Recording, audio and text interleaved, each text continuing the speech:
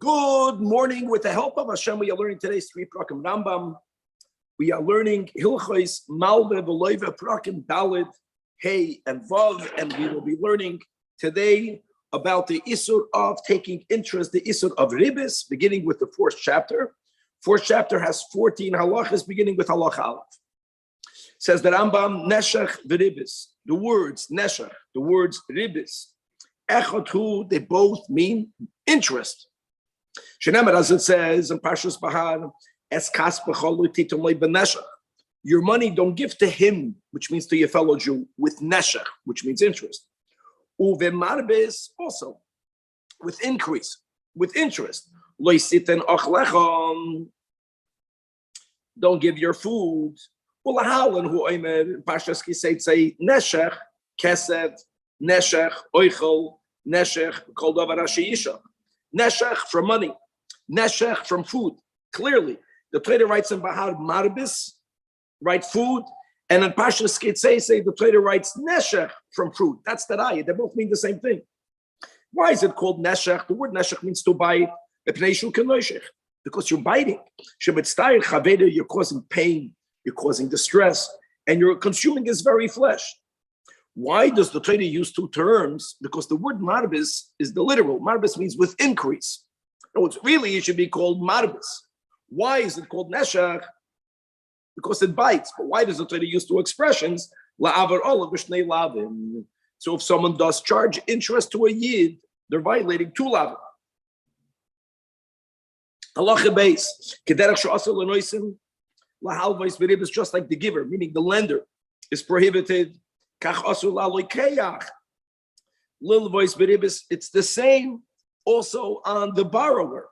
As it says, a pasuk in Parshas Mishpatim, and the Rambam writes, we know from oral tradition that this pasuk, that's Parshas Kisei, that this pasuk is referring to the loiv. In other words, even though the Torah sounds literally, don't bite, don't allow yourself to be bitten by your brother. So the Isra is on the Malva, the Isra is on the Loiv. Furthermore, you may not work as a broker. You cannot be involved in any way when there is a loan with interest going on between the Loiv and the Malva B'Ribis. Meaning, whoever is a guarantor, whoever is the scribe, if you are a witness, you are all violating a negative commandment. As it says here, we have the pasuk in Parshas Mishpatim, Lo yisesimun alav neshach. Don't lay interest upon him. What do you mean, don't lay upon him? It means you're just a layer. You're doing it to another. In other words, therefore,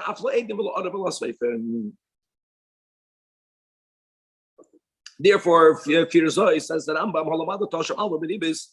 wow, you're violating 6 lavin. The pasuk that we just quoted in Parshas Mishpatim, Loisia loy kenoisha. Pasuk in Bahar, we quoted in Halacha Aleph as Kaspachol loisita loy benesh. The other part of the pasuk, which means the same, la'avar olav v'shnei lavim, uvemarbis loisita nochlecha. It's not separate for food. It's just another law for everything. Then it says al tikach me'itoy neshach v'tarbis, and it says loisisimin olav neshach. And now we have this general isur of lifnei evil loisita michshol. Which is taken Isur Klali. That is all on the lender. The borrower is going to violate 2 lavim. The lav that we quoted, Lo Sashech, Lo Achicha, that the Rambam wrote, it doesn't mean don't bite, but it means don't allow yourself to be bitten, which is the Isur on the borrower, and this general Isur Klali, Lifnei Evil Sit and Michshol. Ein oivrim ella mishum loisesimun olav neshech. When the Rambam writes ella, everyone asks, hold on, what about lifnei iver? What about lifnei iver? It must be the Rambam is writing that this is in a case where they're not needed for it to happen. It's happening anyways. And anachadami, if they are part of it, then I'm pshita that they're violating al lifnei iver. Now, chol mishra sarsud. Whoever acted as a broker between these 2 parties, or you assisted one of these parties, or you directed one of the parties,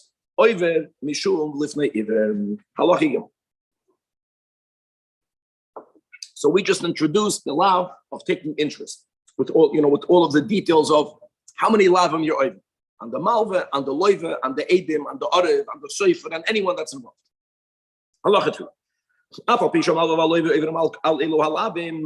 Nevertheless, as we have this general rule, in other words, the interest, as we'll see, interest midoiraisa, known as ribis ketsutsa, as we'll get familiar with these terms, even after it was paid, must be returned. And anything that has to be returned, anything that has to be, for anything for which you have to make a restitution, you're not going to be chayv malchus. Guys, the word ketsutsa means fixed. Katsutz, right? I don't know modern Hebrew, that's what it sounds like. And we'll see details what that means. Meaning, it was already given to the lender. That Beis Din takes it back from the lender. They give it back to the loiva. However, just to know that Rambam writes, "Ve'im hamalva already ein moitzian miyad habana." That's a klal. But coming back, since the malva has to pay it back, that's why you're not going to be chayv malchus. Halacha daled. Now we learned in previous halachas that sometimes if the article itself has to be returned, the article itself yakid is lost, then you can be chayv malchus. Not over here. Here it's a loan. This money doesn't have to be returned. The amount of money has to be returned. It's always nitan liyishavim. Halacha daled. Now only when if the malva passes away, who are you going to give malchus to? He passed away. Halacha daled. Hiniach lemavia moy shel ribis. Children, as we just mentioned, the children of the lender are not chayiv to give it back, but that's by money.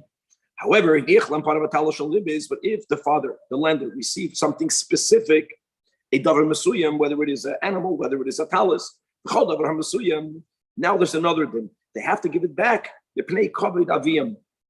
Kavod aviyam means every time people are going to see the sons of the lender with that item, that they got from Ribis. That children have to be concerned. Clearly, you see, tshuva doesn't mean that you actually return that which you have to return. It means that you expressed remorse. So therefore, the children have to do it. And therefore, vafilu davar mesuyim ein machzidin. Halacha hey. What about kafka? That's a davar mesuyim. Clear. Because it's very rare that people pay that for ribis, but if they did, davar mesuyim. Halacha hey. Hagas lanim robbers. Malvei ribis. Sheikh zidu. That the sheikh zidu means they want to do tshuva, but the key here is yakid. They initiated. Not that they were caught and Beis Din went to them. Ein mekablan mehen. If since they initiated, we have to forgo it. We already had this by Gezel. It's a little bit.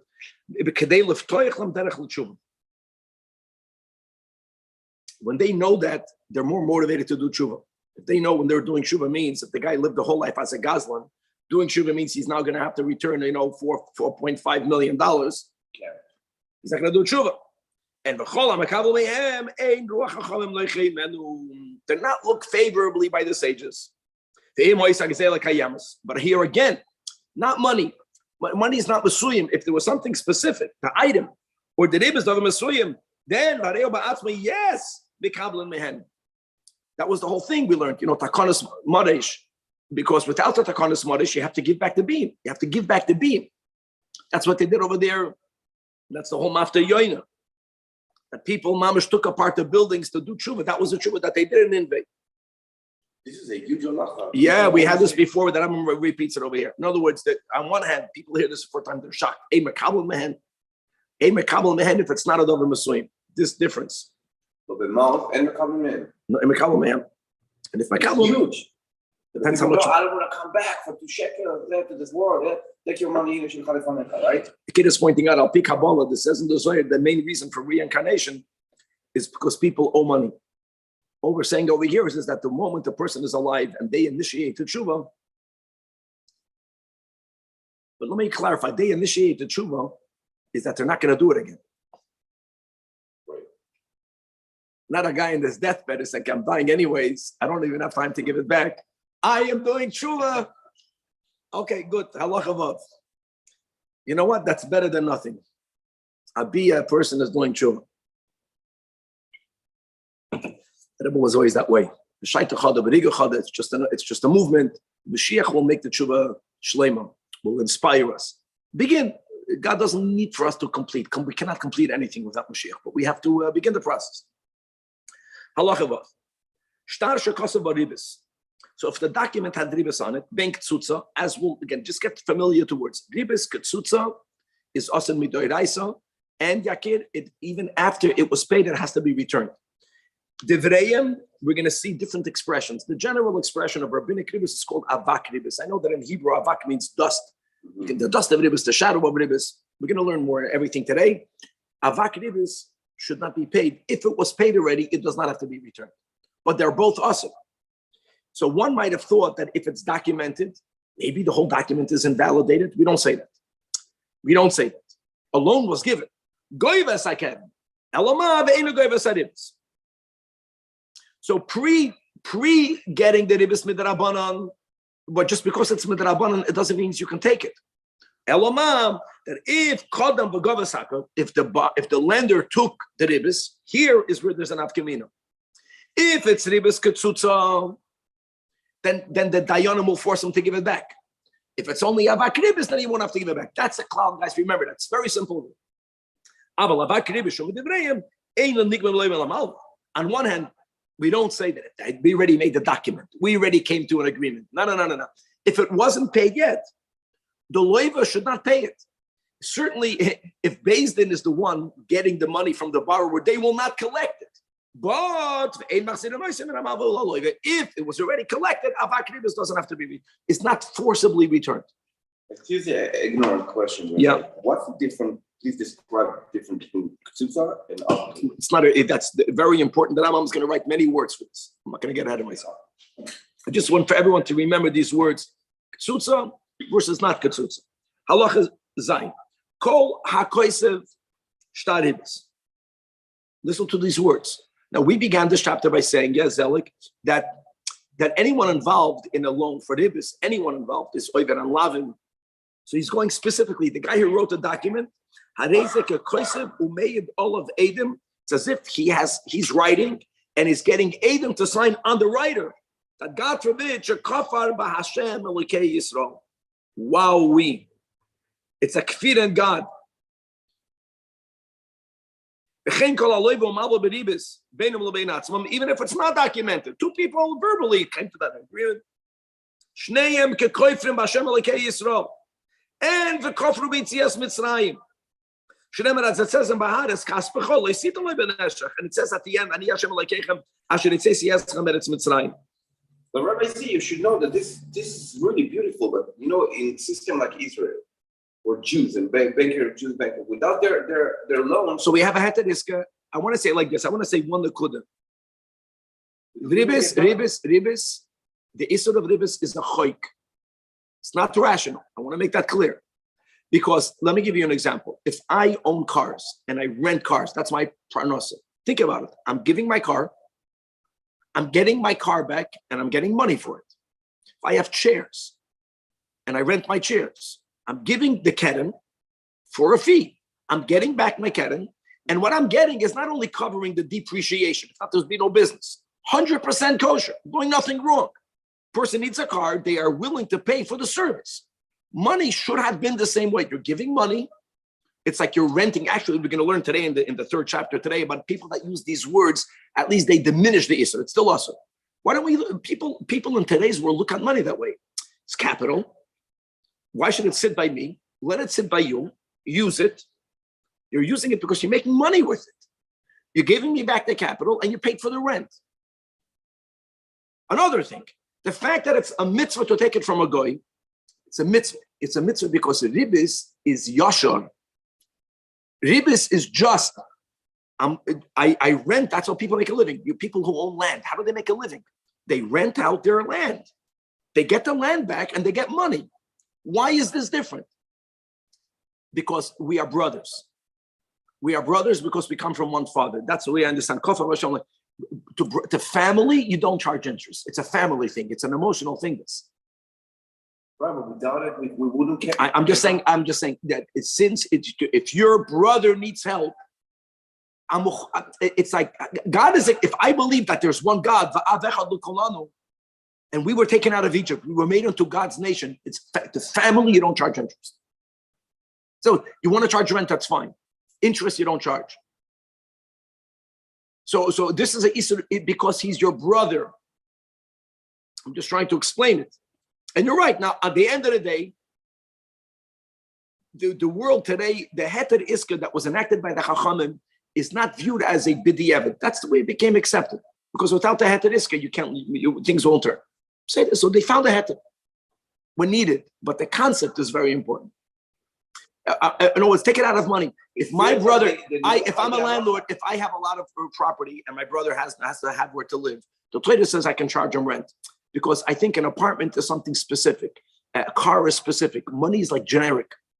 Money is like a stamp. Money is everything. But it feels like they nullified that halacha. No, they didn't. Anyways, but they didn't. I'm not learning. Okay, to get used to it. But the concept is that money, such a general thing, to your family, you don't charge interest. And if you charge interest, it's because you don't view him as your brother. Why is he my not brother? Because if God is my father, he's my brother. I think it's a very powerful, it's an emotional thing. It's halachiches. Also, Adam Lahal was one of the race of ribs. Yeah. Now I want to say like this. Here we're speaking about you have to know how to taichus. Lahal could mean to borrow. I want to help my son. I want to help my son. What am I doing, Yakir? But I don't want my son to feel like Nahamad Chsuf. Telling my son, lend me money, and I'll give you back my ribbis. I'm going to help him anyways. Even that is awesome. Even this is a guy that he's gifting in the nicest way. Why is it awesome? Because we don't want to educate our children to bet. If money, don't take interest. Now, halacha 9. And after they made the loan, the Naslam Yasser al Mimenu. Talmidei Chachamim who understand how asur it is if they returned more than they received. Harei muter. Why? Shehadavar yedua shel nesel matana and shareim yoidim chomer isur ribis. When your children halach ches, I don't want my children to have the experience of giving money and getting more back. So if now I know this halacha, if someone gave me a loan, I'm allowed to pay back the loan with a bottle of wine. Only if you're a Talmud Chacham, Yakir. Talmud Chacham, no, it's about knowing the Chomer. I can say, I don't appreciate this so much because I'm thinking it doesn't make sense. When you think about it and you're adding to my kasha, to everyone's kasha, you see it doesn't work. The world doesn't work that way. Because money is viewed like any other thing. Yeah. What is Allah doing here?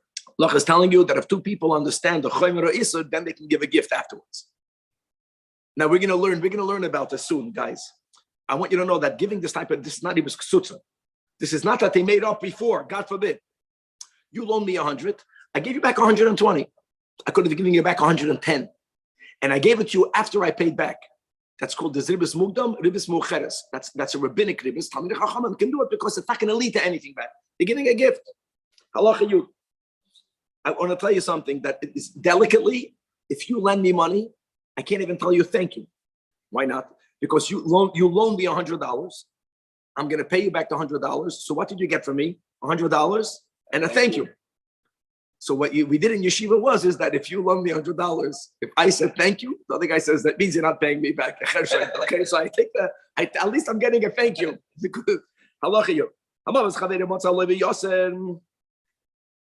Now, guys, let's go. So here we go. A person lends money. The borrower discovers lechatchila he got more. He got more than the agreed amount. Same concept. It was I owe you money and I gave you extra. Okay. If the additional amount was a sum with which people make mistakes. All right. Now here we're having halachas. Guys, this is such an amazing chapter. Where do we say that someone made a mistake? Where do we say halachically it was mindful, it was purposeful, it wasn't a mistake? So like this, if it was a mistake, Fakert, I only wanted to give you 100. I gave you 101. You have to give it back to me. If not, if we know, no, he was not a mistake. It was done when giving back? Right away. Yes. Or in other words, Zakir, you asked me for $100 loan. If I give you $130, we say the $30 was a gift, or God forbid, I stole from you money. I stole from you $30. I need an excuse how to get it to you. So I found an opportunity. You're asking for a loan. I'm giving you a loan. Ki'ilu, I made a mistake. I'm hoping you won't notice it. Or someone else stole money from you. So they trust me. They're afraid to be ashamed by you. So they told me, listen, help me get the money back.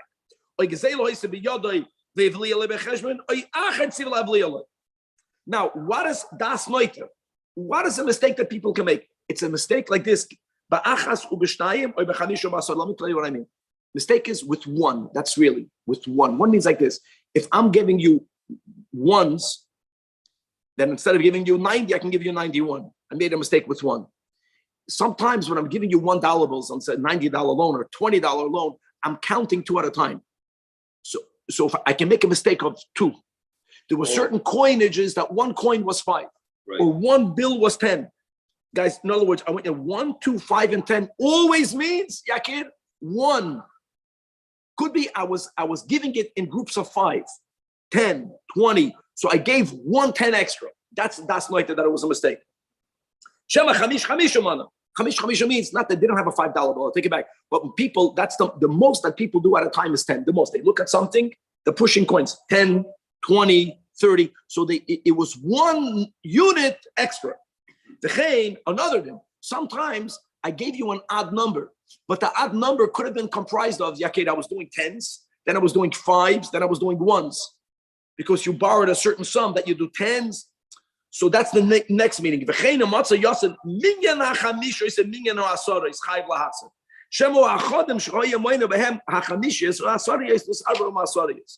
why we say kesef, rashi tevot, kesef sofrim pamayim. Kesef sofrim pamayim. There's an expression from the Rebbetzin that money demands for it to be counted. Be generous. But the whole idea of money is you because people can make a mistake. Many people told me when you pay back something, make sure the guy counts the money in front of you. How many times did that happen? It happened to me. You don't even know who's wrong. It means I owe money. I count the money. Sometimes it's a relative. At that time, a lot of money, $2,000. You're young. In LA today, $3,000 is good for breakfast without the coffee. So then when you go, you count, and the guy later calls you up and says, listen, it was missing. It's a bad feeling. You count. But there's so many different ways of touching the last clause over here in Allah. There's a cheshbon that, listen to this. A guy is giving 120. Now 120, listen to how it can work. I'm giving one example. It could be that you got 132. You have to return that. Because maybe the way we counted the 120 maybe was giving 10s. So I gave another 10 extra. So instead of giving you 120, you 130. I'm just giving you different ways. That's, in other words, it's a mistake of 1, but you have to know how to make all these units. It's 1, 2, 5, and 10. These are the units that the Rambam writes. Okay, now, another thing. If I am lending money according to a particular coinage, dollars, and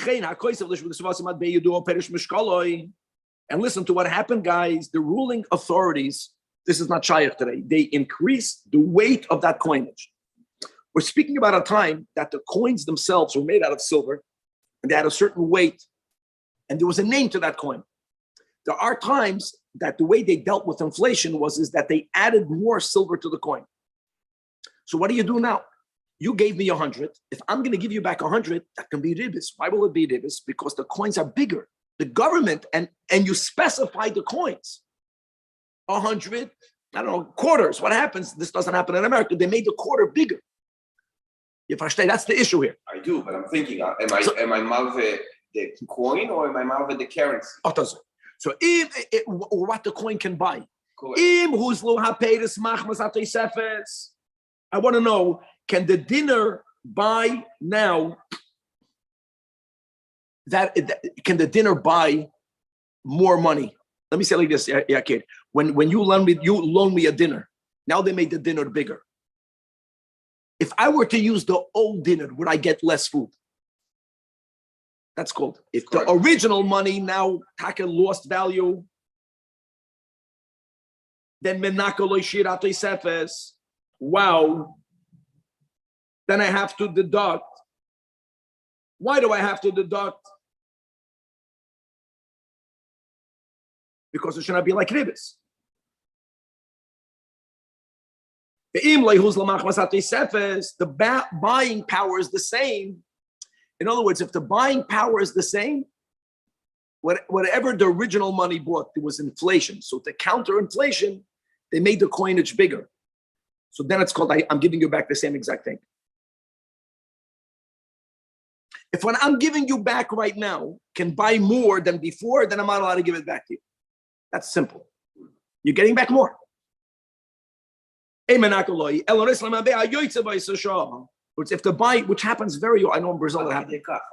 I'm saying it's very. This show you see for all of Atchamish Isas. And Shiva. The max that we allow for me to give it back because the buying power is the same is a fifth. A fifth means that if this coin weighed 4 and now it weighs 5 of another smaller denomination or a smaller weight, since now it can still only buy the same amount of food because of inflation, it's not called ribs. No, guys, we never say what we don't say? There's inflation. We never say that if you loan me money a year ago, 100. Now $100 can buy less. I can never give you back more than 100. Here we're only saying it because I'm giving you back 100. Alamad, the coins are bigger. Here's where we say that if it was up until a chamishis, and anyways it's buying the same amount of money, I'm not giving you back more. You cannot do more with it. That's when it's mutter. Then I have to deduct all of the tosefes, even though shalihu is lapetis. Ad kedekach. If uadin lamalma almad beyam. And by the way, it goes to the opposite direction. And the opposite direction means that they made the weight. So if it's up until a fifth, if it's more than a fifth, it's amazing. Yes. Now here, don't forget, in this direction, there's absolutely no ribbis. But they made it equal. They made it equal. They made both sides equal. Halacha yud beis. Same thing again. You're lending money according to a particular coinage. And now it's worse. The entire coinage became disqualified, which happened. A new government, a new king, what do you do then? Now, I know that there is some value in the weight, but not as much as it was before. In other words, the silver of it had value, but if the government came and he says, there's new king, new currency, and whoever didn't change that, but you wrote in the document, you give back the dollars with Abraham Lincoln. And then they made Abraham Lincoln Asur Bahano. Racism, not good, out. What do you do now? So if this coinage at least can be spent elsewhere, there's a path, there's a highway, there's an airport, then you give back. But if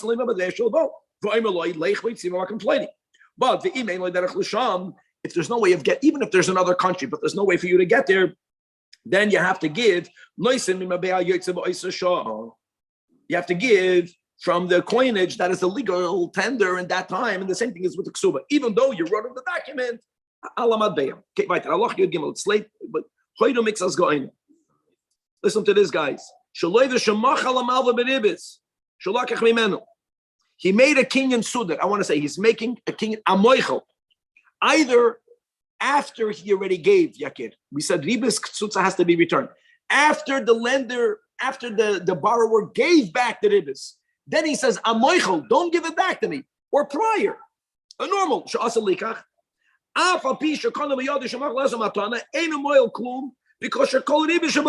mechila. Nevertheless, the Torah is not moichel. The asra mechila zu. Lefikach eina mechila no ribis at all, even if it's the rabbanon. That is what some goyim. The Rambam says, the Rambam, let me tell you where the Rambam allows mechila. The borrower already gave ribis, which was asr. Ribis ktsutza, which we'll explain. Now the malva has to give it back. When the malva is giving it back, the loiva says amoichel. As long as we are telling him, you have to give back. At this point, it can be moichel. Only at this point. You understand? Only at the end. Zayla can also be forgiven. What's the difference? The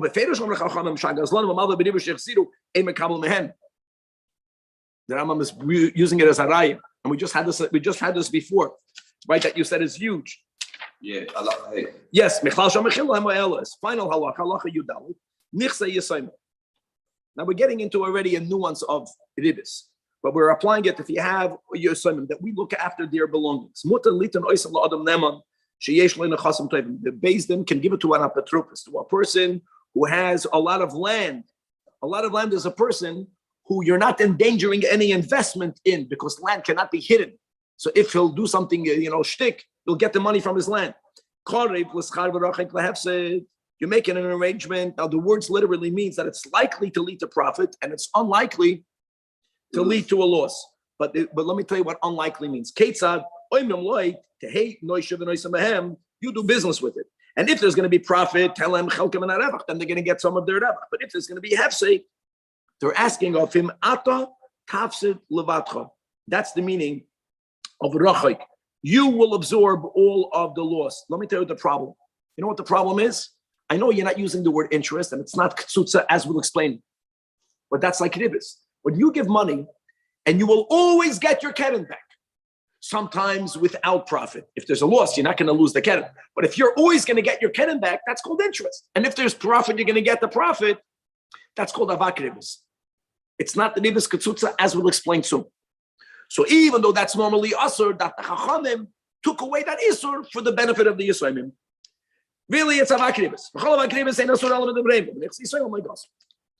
Now, Perek Hamishi is going to speak about ribis by goyim, and it's also we're going to start to clarify more, right? What we are saying, ribis ktsutza and avak ribis. Halacha Perek Hamishi has 17 halachas. Halacha.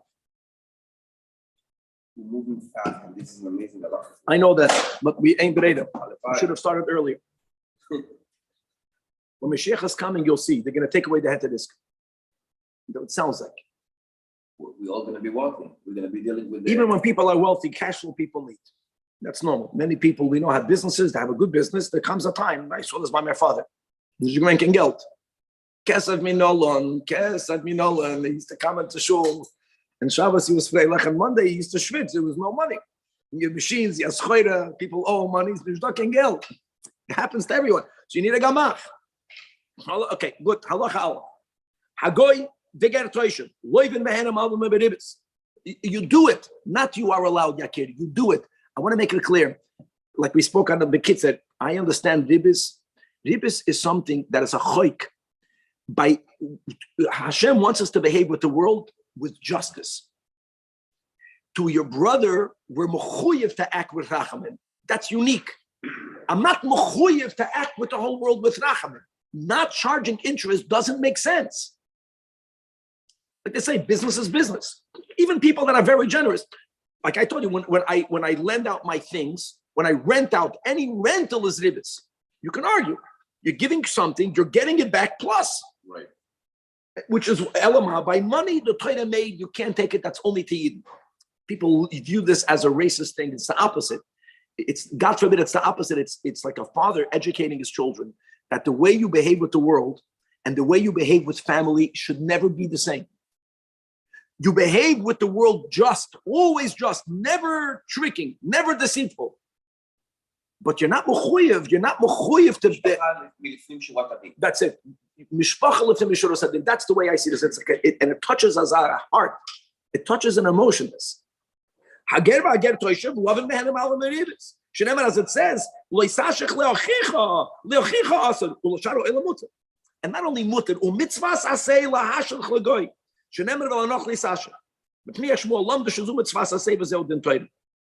people will want to make equality that everyone is the same, right? Everyone is the same. So why should parents raise their kids? All the kids are the same. That's how people became so much. No. Everyone is equally the same in the eyes of God. If Hashem entrusted me with my kids, I'm achroy for them more than for other kids. Halacha beis. However, here Yisrael Malbis Hagoy B'Ribas Ktsutza. Let me touch it right now. Okay, the word ktsutza means fixed. Ktsutza means that when you gave the loan, when you already made up, then how much money you're getting back in addition. it was specified the shas halva how much. So that's ksutza. That's ksutza. So you can do that, but midrabanan only b'chtei chayav. By the way, many people make a good living. That's really a banker. Chaya means, let's say here in LA, for a guy with a family that has his kids in Yiddish schools, as we all mechoyev to, let's say you need $30,000 a month. That's what the chayav, to make a profit of that. Not more. Why not? Because guys, once you get into the business of lending money for interest, it's a very good parnasa because you're not working, your money is working for you. What are you going to do? You need more clients. That's all you need. How are you going to get more clients? You're going to interact with goyim the whole time to make sure they'll be your clients. You can't do it to Yiddi. You're going to end up spending your social life with them, and you're going to end up learning from their behaviors. You won't keep Shabbos. We're not speaking about bad, good goyim. They're not mechoyim mitzvahs. Unless you create agents to do it for you. Here we go. In other words, you're going to live with him because you have to seek their company to get clients. That's the way the world works. All of these social meetings, that's all about getting clients. The other way around, you can borrow. Because when I borrow money from someone, I run away from them. If you have someone that you want to get rid of, my father used to say, give him a loan. Give him a loan.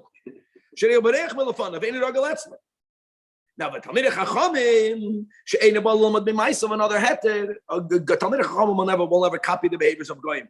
Mutar lahalvos l'goy b'ribos, more b'chtei chaya, afilu laharviach. Now, b'chol avak ribos, im hagoy mutaras lakoil. Not only to a Talmud Chacham, halacha gimel.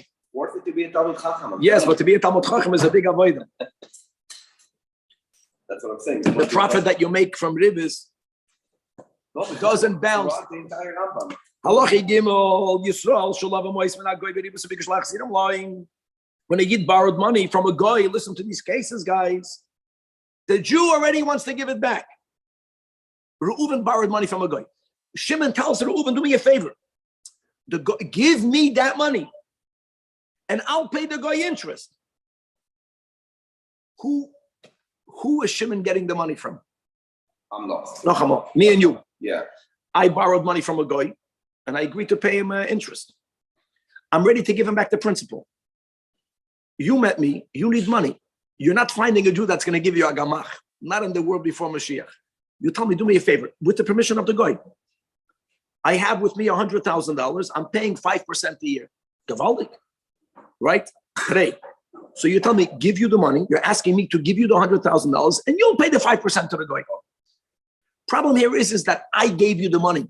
And you're like the Salzburg in Allah. Well, if I give the money back to the goy, begashmias, and he gives you the money, then it's not a problem. Yeah.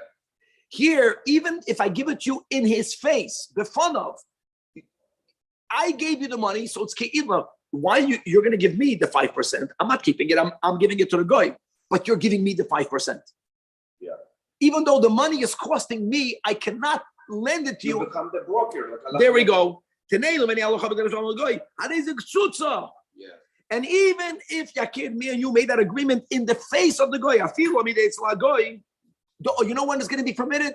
I have to give the money back to the goy, and he'll give it to you. What if the goy is ordering you to give them money? Not good enough. The Rambam is saying, I have to end the loan. I have to end it. I gave it back. Many times with credit cards, it's that way. You need a credit card. It's because I have to pay to the credit card company. Yeah. Right. Let's say I have to pay a certain amount. You need money. So you want to use my credit card. The problem is that I'm mechuyev to pay the credit card company. If I let you use my credit card, you're mechuyev to pay to me. Ribis doiraisa. Wow. Halacha ribis. The other way around, the opposite direction. The opposite direction. Now it's going to be okay. Let's go. Let's move. And the guy wants to give it back to me. I'm charging him interest. The guy wants to pay it back to me. A Jew found the guy. Guys, help up. And the Jew told the guy, same thing, but namely, and the Jew is going to give the guy the amount of interest. It's takamuta. We're being consistent. Who gave the money? Even though it's my money, if I gave it to the guy, Yakir, and you're getting the money from the guy, it's okay. Same thing. Once I loan the money to the guy, I can charge interest. He's going to give it back to me. You ask him for the money, and you're going to pay the same amount. That's okay. Because if he gave you the money, you're paying it to the guy. The im hemi the Eitzel Yisrael, but over here, if you did it in front of the Yid, here it's there. Here we're machmir. We're going to see about the loophole in a moment. Don't make loopholes. The Rambam is going to write. If it was done in the presence of the Yid, then it's not. Here it's not consistent. If it's not done in my presence, it's mutter. If it's done in my presence, then it's the ksutza. Now, you get to say that of the Rambam. The Rambam knew that the Beruach Kachay, that your kid is going to learn this and say, here's the loophole. Halachei Asher Yisrael Litles Meisem Goy. Don't use this loophole. Don't give your money in the hands of a goy.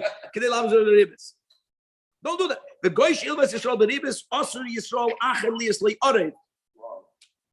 Now that's another din. Listen to this, guys. If a goy borrowed money, we said by ribis a yid and a goy is allowed. A goy and a yid, they make a document that the goy is going to use in a goyish court. In a goyish court, the guarantor is going to be the first guy who's going to be collected from. Also, out of why? Because since the name out of Tchila, dafka that way, the malva, the lender, is going to go first to the arev. The name to now, 1 second. Just appreciate your kid. The loan was for 100. Between a yid and a goy, the money back is 110. If he's lachatchila going to go to the arev, what will he take from the arev? 110. What did the arev guarantee? 100. Guaranteed the loan. So, but he's going to get his 110 back.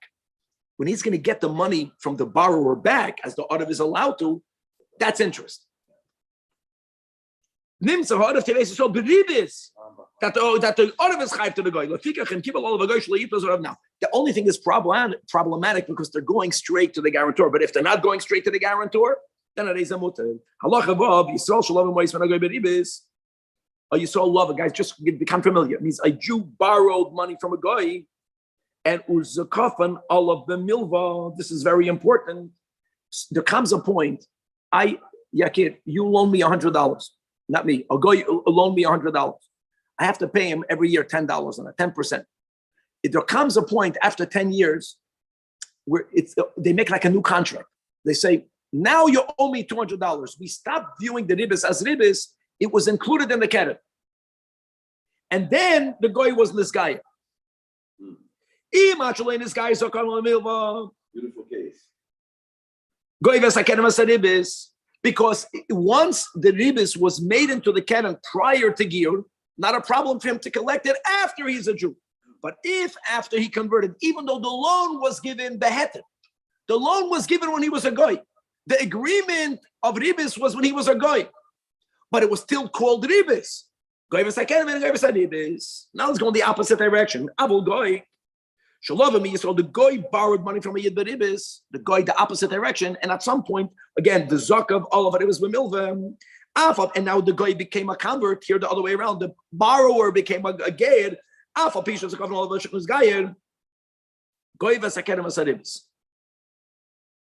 Why? For people not to say that the only reason why he converted was not to have to pay the ribis. Not worth it. The goyva hayisrael memenu achshas gal kol ma'aser ribis shenascham goy. Guys, there's only one thing.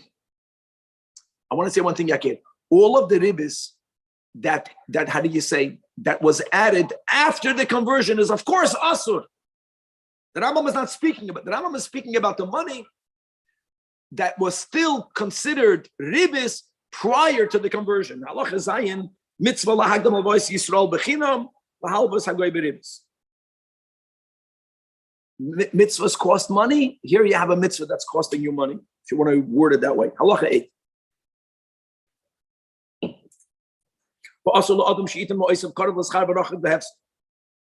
This is called avakribis. The hoisa said, why is it not ribis ktsutza yakir? Ribis ktsutza means when I lend you money, I'm telling you how much money I want. Avakribis means, we just explained this in the previous chapter. This Korav Hefset. I'm making it an investment. I'm telling you, the keren I'm getting back regardless. If there's a loss, I'm getting my keren back. I'm not getting profit. If there's going to be a profit, I'm getting part of the profit. That's called avakribis. Why is it not called ketsutza? Because if there'll be a loss, I'm not getting anything extra. And what's me getting the ribis is not fixed. But the fact that if I stand to lose, then I'm an investor. By a heteriska, theoretically, I'm standing to lose. If I'm not standing to lose, that's called avakribis. And you're a rush. then they should do what we learned, and then we should go back to all of the dinner we learned in Heter Iska. The opposite direction. That's already called a chassid. That's called a chassid. The opposite. That's the biggest gamach. You're telling a yid, if you're going to, I want to help you. I'm giving you a loan. The guy says, I'm afraid to take the money because I'm such a shlamazel. I may lose it. So I'm telling you, if there's a loss, I'm makabel the loss. And if there's profit, I want to help you. That's called a chassid. That's the biggest tzedakah. Beautiful. And you're giving the guy dignity. You're giving the guy confidence, telling him, don't worry, I know you. You're good. You're not going to lose the money. You might not make it back this month. You'll make it back. When you make it back, give me the money back. That's the ultimate gamach. Halacha 9. The Halacha 9, guys, is all about Heter Iska, about the Iska that we learned in Isles. That was in Hilchah Shluchim V'Shutzam Peirik Ches. There's no time, so I and Shom, if you forgot how all this works, means if I'm the investor, I give all the money, Yakir, and you do all the work, and we're making half and half, we can never make half and half. Because we already established over there that half of the money is a milva, half of the money is a pikadon. Why are you working with my pikadon money for free? Because you got the milva. That's called a bakribis. The solution is you have to get something in addition. That's the whole halacha 9. I'm coming with all the capital. Ich habe die ganze Geld. We're opening up a store, and you're running it. It can't be that we're dividing just 50-50. Because you, the guy that's working, will also has to get something in addition. For it not to be abakribs. We learned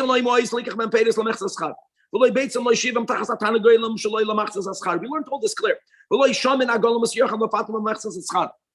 In Cain, the guy that's doing the work gets some money for that.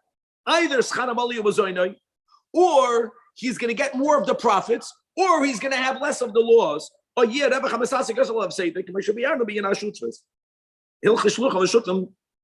those chapters that deal with Heter Iska. With Iska, that with the Iska.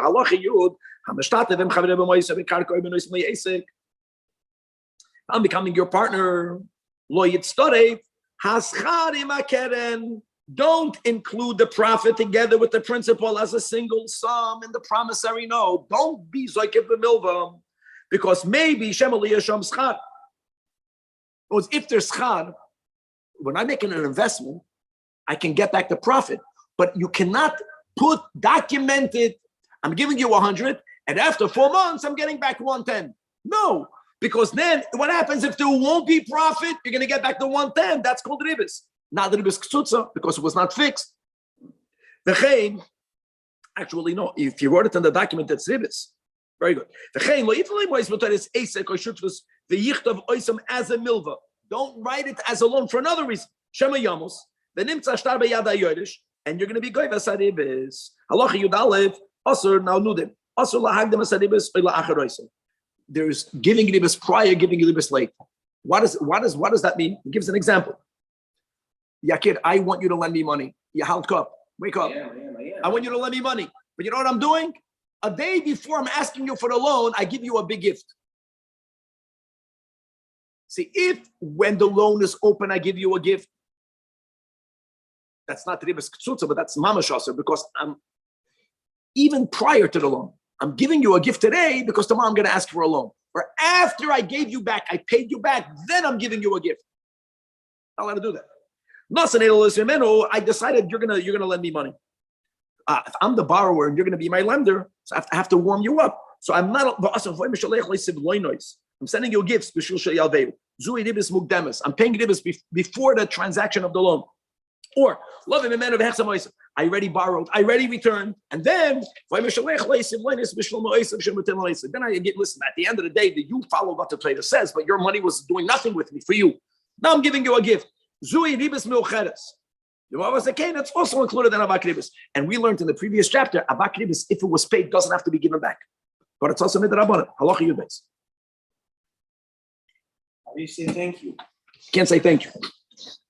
When I go down the street, it wasn't my norm to greet you first. And now you loan me money. I can't change my behavior with you. Forget about thank you. I can't even be the one beginning with good morning. Or I'm not allowed to praise you. Maybe it needs to praise in public. No, I can't do things to you that I didn't do before. Or certainly I cannot go to your house. I can't go out of my way for you. Shenema neshech kol davar. Afilu devarim. Even giving words is awesome. Wow. I can't teach you Chumash. I can't teach you Talmud. Unless I was doing that before. If I was doing that before, it's okay. I don't have to downgrade, but I'm allowed to upgrade. Kol davar means words. Here it means to teach Torah. Halacha Yud Gimel. Amavas chaveidoi lo yomer da im ba ish ploini makom ploini.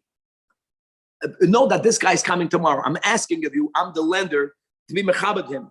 I can't even ask you of that.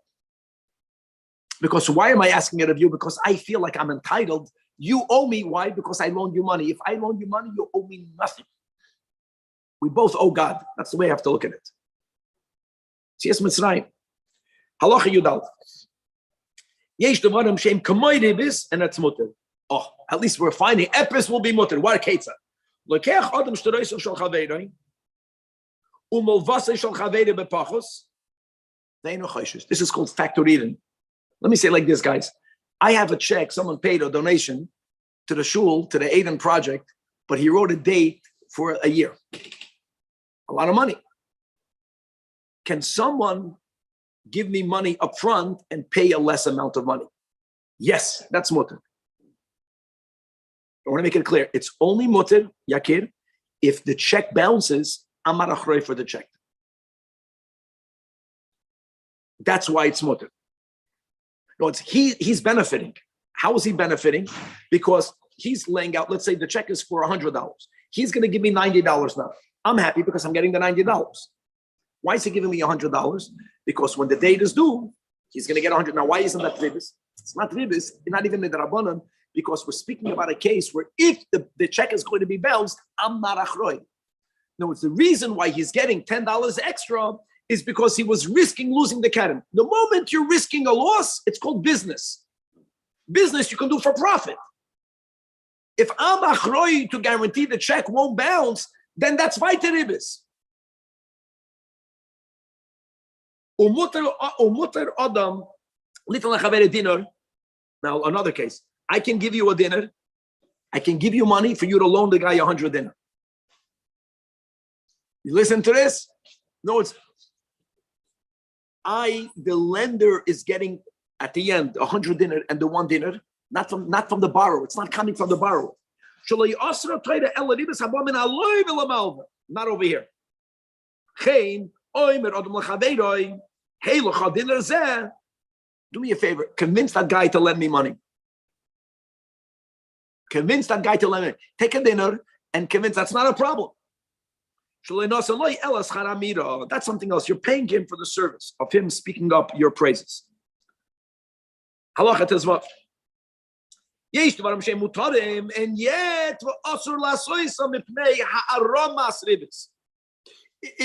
you're circumventing the isur of ribis. So what do we have, guys? We have ribis ktsutza. We have avak ribis.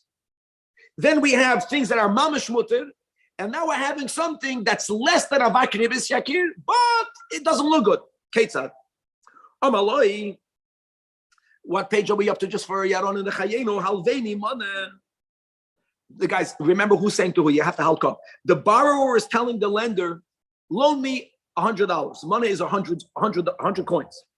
Amaloi, the lender tells the borrower, money only. I don't have $100, but chitim b'money yeshli. I have wheat that has that value. Okay? Yeah. Let me add. The borrower accepted. Now, when the borrower got that, the borrower accepted that he's getting wheat for $100, which means how much does he owe? $100 worth. You know what? Then the lender goes and the lender says, let me buy it from you. Let me buy the wheat. Guys, how come? The lender pays him $90. Now, how much money does the borrower owe? He owes 100. He owes 100. Yeah. He has the 90. He has capital. Yeah. He owes 100. That's mutter. 1 second. If the chitim, he undertook that the chitim, when the borrower received the chitim, the borrower accepted that to be a loan of 100, not in money, in things and stuff. Then the lender bought it back for 90. Now he has 90. He owes him 100. That's mutter. Why isn't that interest? Because there were two different transactions. He gave him a loan of chitim that's worth 100. He made a sale. When you sell, guys, when I sell something, if this is worth 10, I have the right to sell it for 5. I can sell it. That's not called ribis. That's called circumventing ribis. This is brilliant. So even though it's mutter, but it's problematic. Looks like you see that the guy's draying out. It's not even called avak ribis. It's called haramas ribis. You're deceiving. You're wiggling out of ribis, because at the end of the day, he gave him 90, and he's going to get at the end when the borrower pays back. The borrower owes him 100.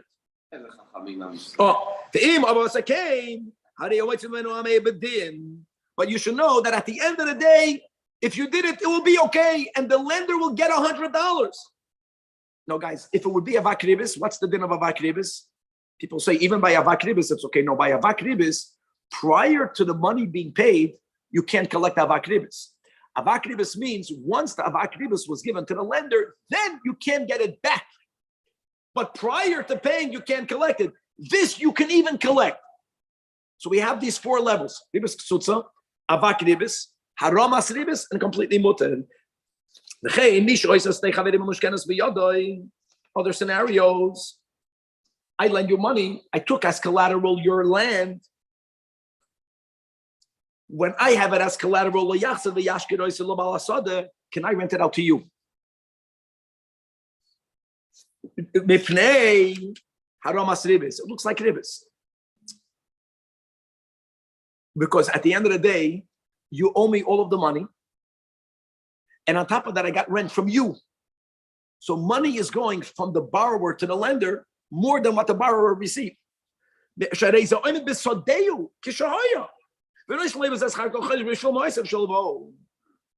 2 cases of haramas ribis. Don't do it, but if you did it even prior to payment, the borrower will have to pay. That was the agreement. It's 2 different transactions. There's a loan, and now there's a rental. Halacha tezayin. Also, now we mentioned this already twice. The whole ribis is a choik. What happens if when the lender lends the money, he doesn't use the word loan? I'm not lending you money. I'm renting my coins to you.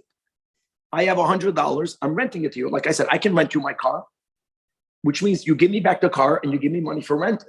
The money for rental is more than the depreciation.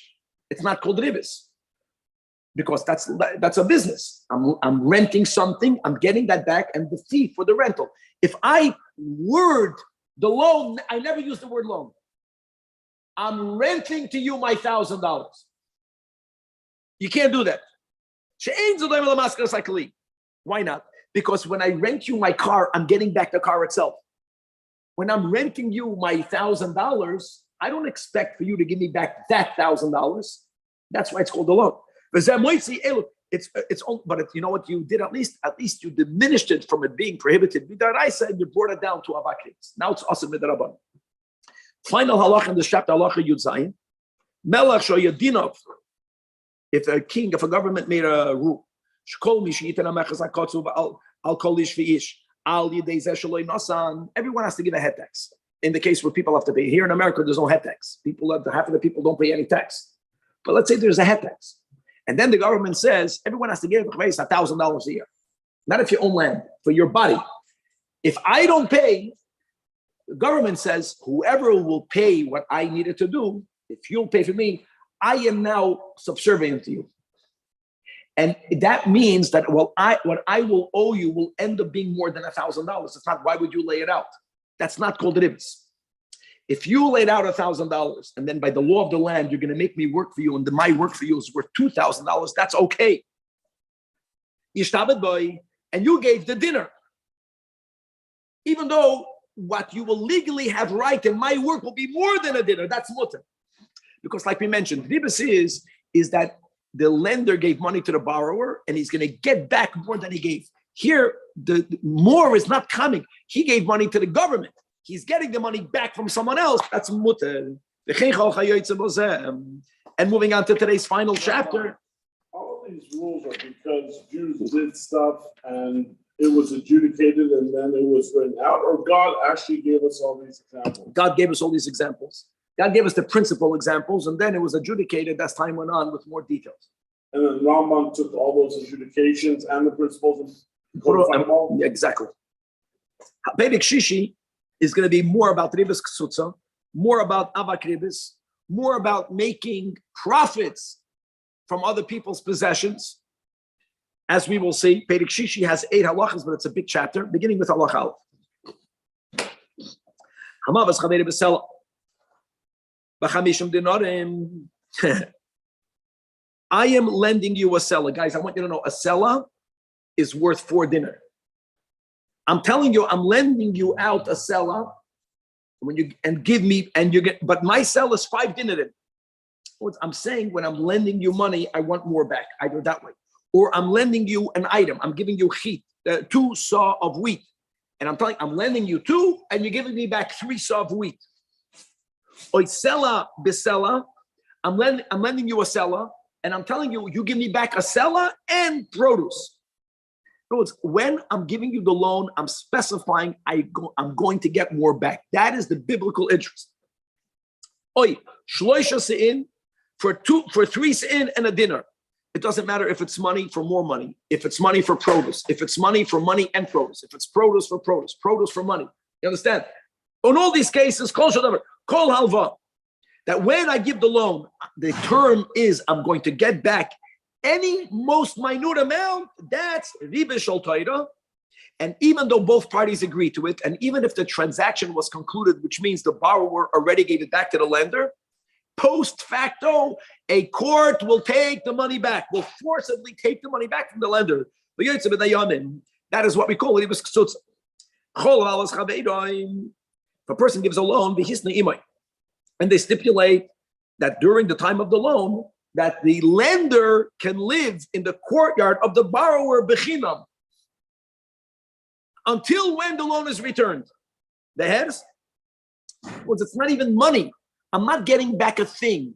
I'm going to make use of your property without having to pay you the normal rent.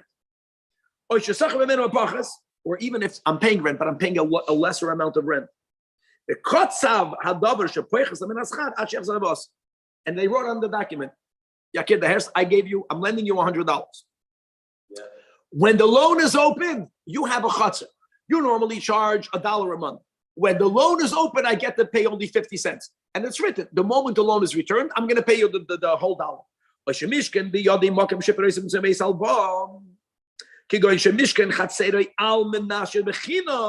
All of that is ribis. In other words, the Rambam is pointing out, it doesn't have to be more money. I'm getting a discount. Another case.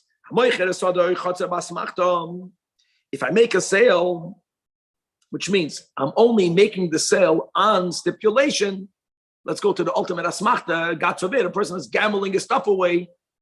If I lose the poker game, the house is sold to you. Since the guy that said it was expecting to win the poker game, even though he agreed to it, the Chachamim say it's not a full agreement. He was banking on the side in which he'll win. He wasn't fully accepting the side of losing. So therefore, it's never l'chatchila called a sale. All of the produce that was eaten by the buyer is called ribis. All of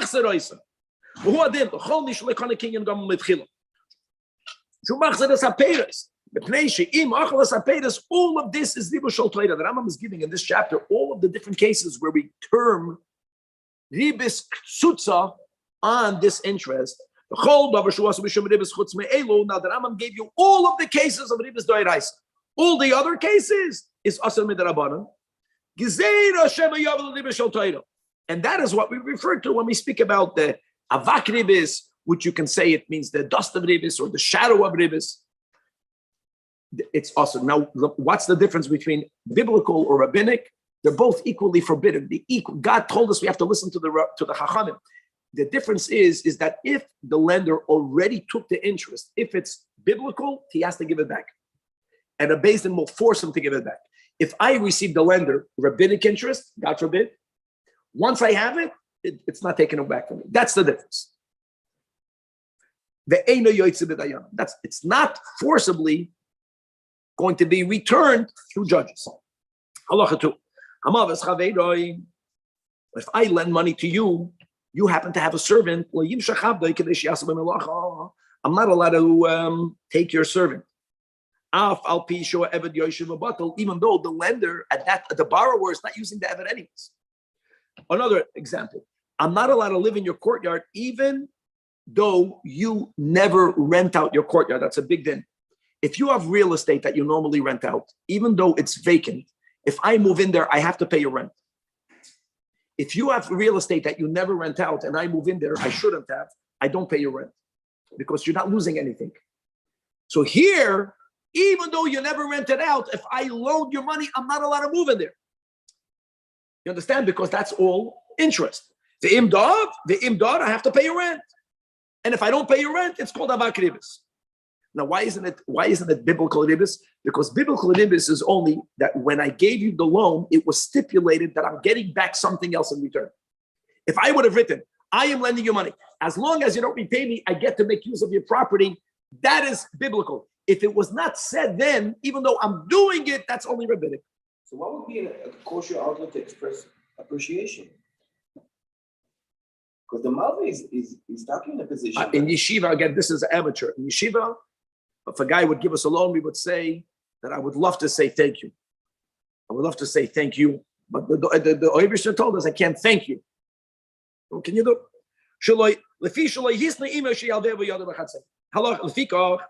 Lefikach meaning, since it's only avak ribis, that's the lefikach. If the money was not yet returned, and he's coming to collect the money, if all of the money, no, one second, guys, if it's avak ribis, we say like this, avak ribis doesn't have to be returned. Avak ribis cannot be paid. But here there's an in-between ground. If it would be ribis midoraisa, there's nothing to talk about. Here, I lived there so long. You loaned me $100. What happens if I live there? Had I paid your rent, I lived there $100. We make an agreement. The Dayana make an agreement. If it would be ribis midoraisa, then I wouldn't pay you anything. You would not owe me any money. Epis money you owe me. Epis money. You allowed me to live there for free. I'm not allowed to do that. The Chachamim will have to decide how much money I pay you. It can't be menaka hakoil. Ella kamay sheiru adayanim. Sheim testalik lo yoyse beloy klum. Why not? That's it. The debt was paid up. If the debt was paid up, it feels like ribis doraisa. It feels like this agreement was ribis doraisa that is forcibly taken out of the lender. Here it's not ribis doraisa. So that Dayanim make a compromise. Halacha Gimel, Pleido Rabbi Zajac, my Rebbe's, the Rambam already wrote. We just learned that Rabbi Zajac, and maybe also the Rif, who was the teacher of his teacher of your teacher, also is called Rabbi Zajac. The Rebbe and the Frierdiker Rebbe. Shamalvas Chaveiroi, Ula'achar Zman Tova Chayv. When the loan was given, no ribis was discussed, guys. I gave you money. I loaned you money. I'm coming now to collect. The lender doesn't have money to pay back. The borrower is saying, he doesn't say I don't have. He tells him, come live with me. Come live with me. Even though that offer was made only when the debt was due, that's also avak ribis. But it's not ribis doraisa. Why is it not ribis doraisa? As it says, that what when the loan is given, that's where you cannot charge interest. This is ktsutza, but it was ktsutza later. It's also not ktsutza. It's avak. Halacha 4. If the borrower offers a field for security, that's the meaning. And the borrower says, and the lender tells the borrower, you're giving me land? Let me tell you what's going to happen. If you don't pay me back until 3 years, the land is mine. Which, by the way, that's not ribis, you can argue, right? Because let's say I'm lending you $1 million. The land is worth $1 million. Doesn't matter if I land it, whatever price they agree to, that's the price.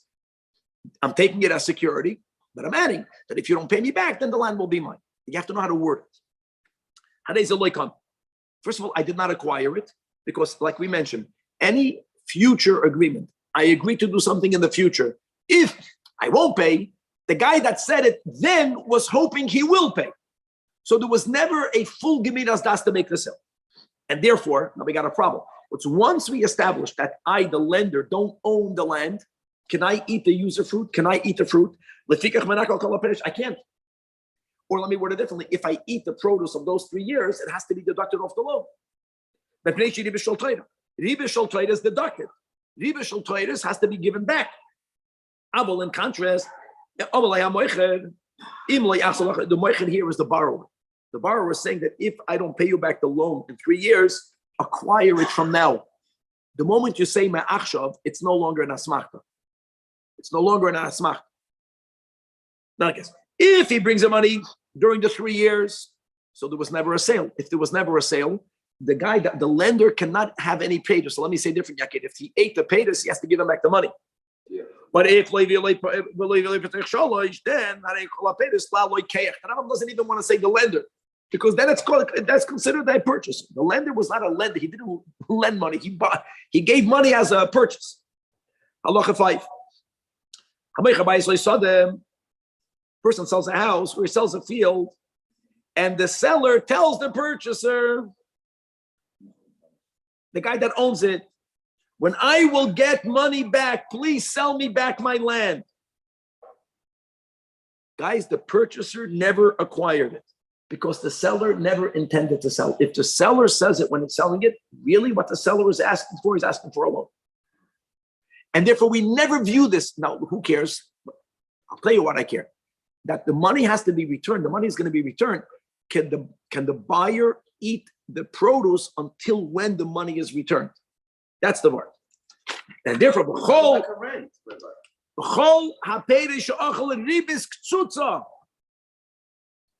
It's not a rent. Yakid, when I rent $1 million, when I rent money, I'm giving you my house. My house happens to have whatever. Yakid, if I move into your $1 million house, I'll pay you here in LA 10 grand a month. I'm not going to pay you $1 million. Oh. The guy paid. He's saying, I want the whole $1 million back. Yeah. So he's viewed that that's a loan. If it's a loan, he cannot eat the payers. That's ribis ksutza. And even if he took it, it's deducted. But that's only if the seller said, I'm selling it to you, but when I have money, you're going to sell it back. That's if the seller said so. What happens if the seller didn't say that? The buyer said it. The buyer, big difference. Was the seller is selling it. The buyer is saying, listen, I'll buy it. I want you to know that if you want, that when you'll get money back, I'll sell it back even the same money.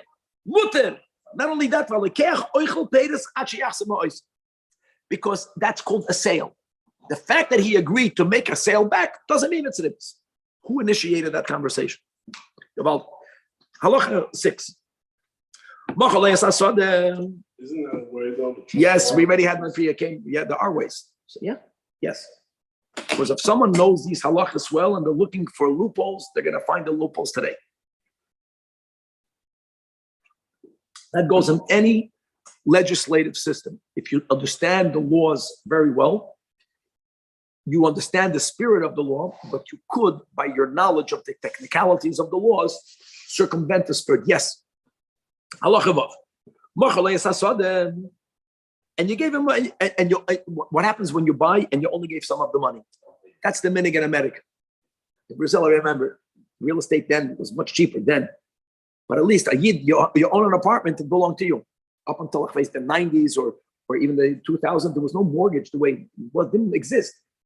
Whatever you own, you own. Remember, I lived in Brazil. A guy was telling me in America, no one owns anything. He was saying we're so wealthy, even though it's a banana republic, because my apartment at least is mine. It's only $100,000. In Crown Heights, it was already $500,000. But they owe the money to the bank. My car is that you pay the down payment. Now listen to this. Now there's different ways. Forget about the words down payment. That's a whole different business model. Here, if the seller says you only my land is worth $1 million, my house. You only have $500,000. I can tell you now you own half of my house. If he tells him you only own kishir mo'isecha, but we're not speaking about a house, and let's say the house is rented out, each one gets the rent of their part. There's no ribas here. But now it gets complex. If the seller tells the buyer, guys, every word is key. If the seller tells the buyer, you're only paying me part. Okay. When you will bring me the rest of the money, retroactively, it's all yours. But we got a problem because we don't know whether that's going to happen or not. Neither of them can eat any of the user fruit right away. That money has to go into escrow. Why? Because we don't know what's going to happen. The seller cannot eat because maybe later, right, the buyer will come up with the money. And retroactively, it's always the buyers. Now, why was the seller eating the user fruit? Because he owed him money. And in order for it to be worthwhile to wait to get the money back, he's getting something. That's called ribis. On the other hand, the lekeach cannot eat because he may never pay. And if he never is, it's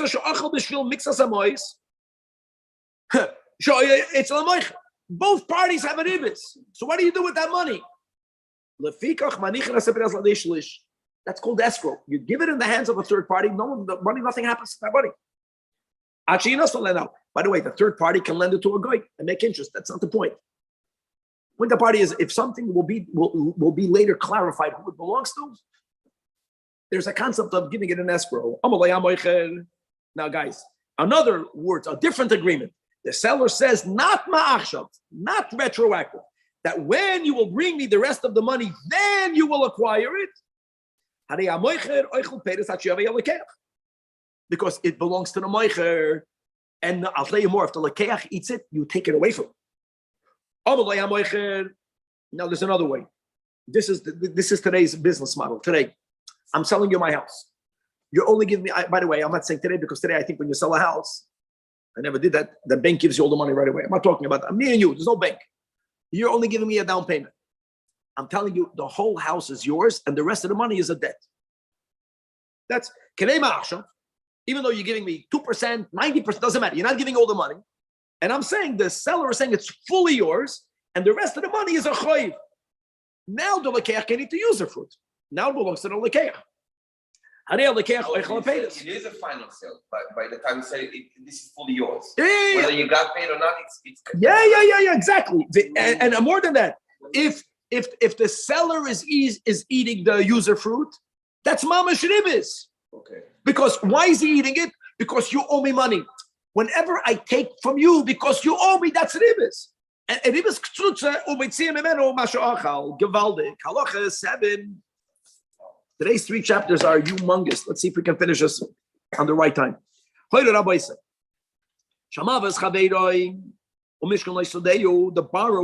borrower is giving his land as collateral in order for the lender to be able to take the user fruit. That's what they said.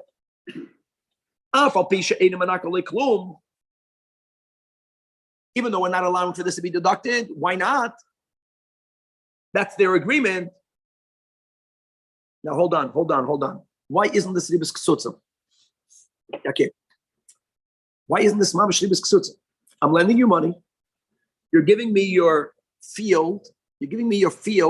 I'm thinking something else. Why am I not able to pay my debt through this? No, you eating my. That would be great. That would be ideal. No. Their agreement was not. This is mamash. It's a ribis. I'm lending you money. You're offering your field, but the borrower is telling the lender until when the debt is paid, the lender can eat user fruit. This you would think is ribis k'tzutza. The Rambam is going to tell you why it's not. It's only about ribis. I'll tell you why. Because a field, we're not speaking about the apartment rentals. By a field, not a chutzner, by a field, it's shayach that you're going to invest money in it. And there'll be a drought and you'll get nothing back. You'll lose money. So it's not fixed. It's taka prohibited, but only with the Rabbanim. The ene yoytze with the She'ena mamashkin asasada is equal to mamashkin chatzeiroi. Chatzeiroi is a rental income. A rental income is guaranteed, so to say. By a field, the money of a field has to do not with you living there and paying for the rights to live there. It has to do with you working with the land. You don't always make money when you work with the land. The money is not there. And not only is the money not there, then there's no produce. The lender might work the field, and Taka might make profit, which is ribis, right? But he might make zero. He might lose money. The Yoshon paid us. That's why it's only avak ribis. This is a chiddush from the Rabbi Zajac of the Rambam. But you can't call it ribis katsutza when there's a possibility that the lender will get nothing and on top he'll lose money. Hey, They sure should have started at 5 a.m. hey, I know. I'm tired as it is. Thank God I slept another 5 minutes. This is not called an asmachta. As we say, I'm not selling it. I'm selling it to you if that will happen. When I say the sale is contingent on a future event that might or might not happen, and always the Chachamim say, I never really sold it to you. But in the case that we mentioned,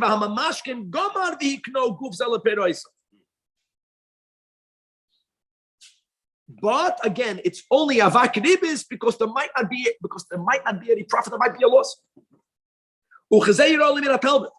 Shamashkoin is avak ribis.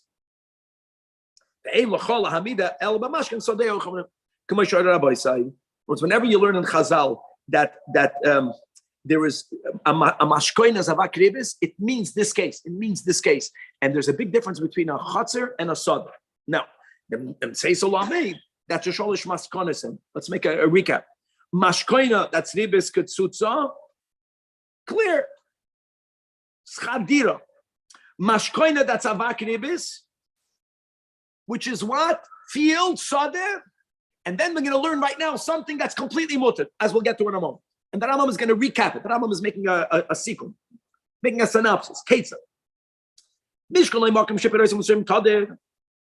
If the borrower has a chotzer, a merchatz, a chanutz, and he's telling the lender, normally he uses it, or normally he rents it. You get to use it. That's ribis ketzutza. Because real estate it's an income property. He's getting all the money back, plus not paying rent. It's not that he's giving him extra money. That's called ribis. Next case, what we learned in this day, if he was mamashke in his field doesn't have money. You have to work the field. You might lose all the money. You might make a lot of profit. That's called avak ribis. The Rambam is agreeing with his Rabbi Zajac. Now another din,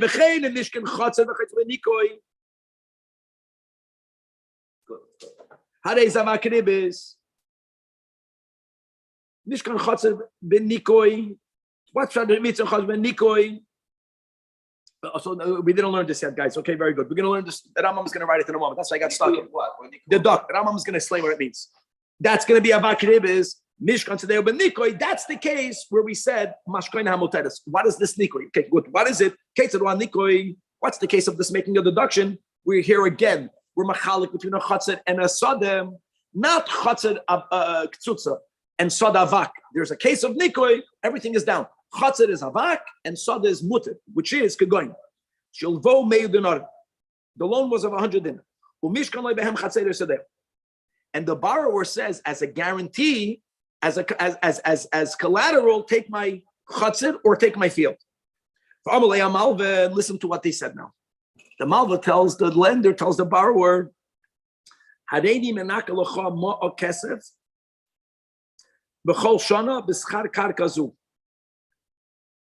am allowing for there to be a deduction. You will owe me less money, but the amount of the deduction yakir is less than the normal rent. Why am I deducting this? That's Gavaldi. Now, by a chatzir, we said there's vaday revach. I'm paying you less rent. I'm paying you less rent. You can't say it's isur doiraisa, but it's avak ribis. By a soda, compounded with what we learned Torah Rabbi Zajac, could be there'll be no profit, and yet I'm agreeing for a deduction.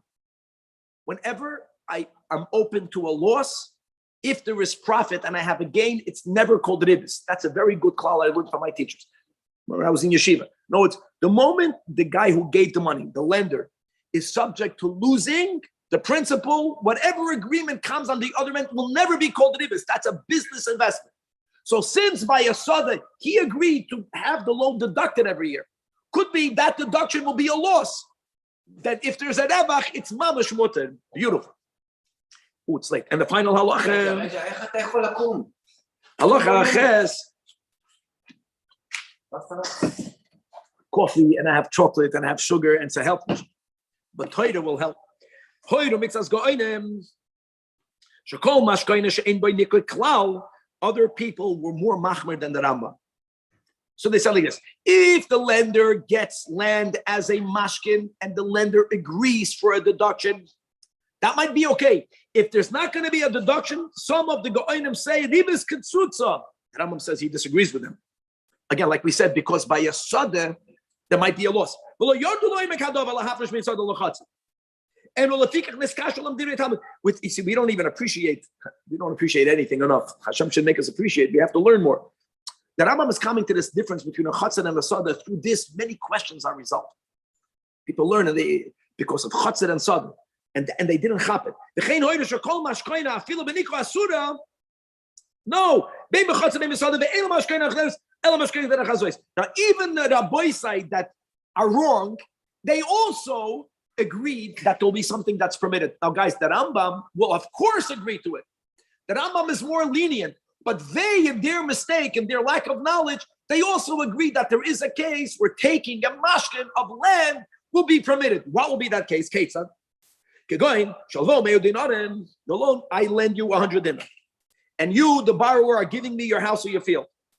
And this is the stipulation, that after 10 years, I'm going to live here for 10 years, and you're going to get the land back, and you won't owe me any money. In other words, my living care will completely erase the loan. I, that I'm living there, I can make all the user fruit. Now, what's the chiddush? What the chiddush is, there is a chiddush. Even though I only loaned you 100 dinar, this house on the market after 10 years would have brought in 1,000 dinar. That's permitted. Everyone agrees that it's still a chiddush. You needed the money. That's how it began. I'm giving you the money. You have a house. You're saying that after 10 years, the loan is eaten up. Really, it should have taken only 2 years for the loan to be eaten up. That's permitted. Because we view this as a lease for a discounted price that I'm paying up front. Everyone agrees. It's not a discounted price. It's a lease at today's market value, regardless of the future. It might be worth less. Even if today's market value, you're giving a big discount. Doesn't matter. No, if I own things, I can get money up front for a very cheap price. We don't say, it's interest. Because the guy is renting for a cheap price. And everyone agrees. Of course, the Rambam agrees to that. Even the Rabbi agreed to that. And one more case. If there was another nuance to that, there's another wrinkle to that. There is no end time. It's not 10 years. I'm lending you $1,000. You're giving me your house for a very cheap amount of money, but you don't want to give it to me cheap. You, the borrower, are saying, whenever I'll have money to pay back the loan, I'll get back the house right away. But still, every year we'll deduct a very large amount of money. That's also whenever I'll give the money back and then I'll leave. Another case. Today